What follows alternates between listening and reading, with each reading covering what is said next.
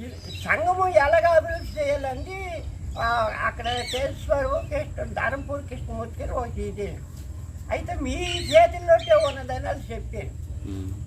గోజుల పాట, పేడ పాట, అవును, ఈచెట్ల పాట, చెరువుల చేపల పాట, మొగులు పువ్వుల పాట, ఈ పాటల్లో కాసరిగా నాయకని మరి మేము అవులు బాకలు సరే ఉండము.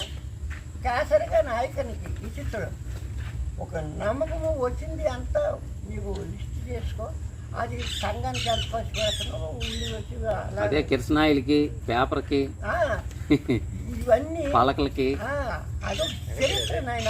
వయసు ఎంత అని అప్పటికే నాది చెప్పుకోవాలన్నా 30 నోపు అంటే 25 అనుకుందాం. అప్పటికే అంటే 50, 20, 30, 40, 45 సరిపోయింది. 95కి వచ్చేసి